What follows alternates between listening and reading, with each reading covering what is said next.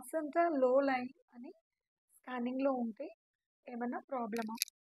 I'm doctor Sudha from Sudha hospital, Hyderabad. So, అసలు ఈ placenta అనేది మదర్‌కి, బేబీకి మధ్యలో కనెక్షన్ థింగ్ అనమాట. సో, మదర్ బ్లడ్ ప్లాసెంటాలోకి వెళ్ళి అందులో ఫిల్టర్ అయ్యి బేబీకి అంబిలికల్ కార్డ్ ద్వారా రీచ్ అవుతూ ఉంటుంది.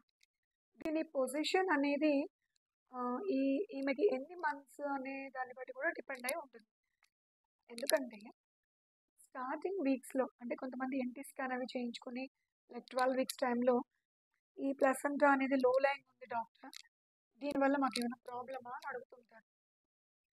స్టార్టింగ్ వీక్స్‌లో ఇలా ప్లసెంటా కిందకున్నా మీరు వరీ అవ్వాల్సిన పనే లేదు. కాకపోతే మంత్స్ పెరుగుతున్న కొద్దీ ఈ యూట్రస్ అనేది ఎలా ఎక్స్పాండ్ అవుతూ ఉంటుందో, ఈ ప్లసెంటా కిందకున్నది కాస్త అది కూడా మైగ్రేట్ అయ్యే ఛాన్సెస్ ఎక్కువగా ఉంటాయి. అందుకని ఇలా గనుక మేము నోటీస్ చేస్తే వీళ్ళని మళ్ళీ టిఫా స్కాన్ అంటే అరౌండ్ 20 వీక్స్ అప్పుడు ప్లసెంటల్ పొజిషన్ ఎలా ఉంది?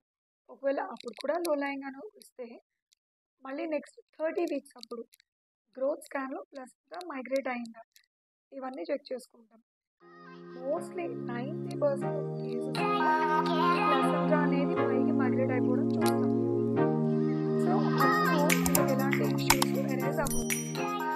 కొంతమందికి మాత్రము ఆ ప్లసెంటా అనేది ఇంకా లోవర్ సెగ్మెంట్‌లోనే ఉండడం,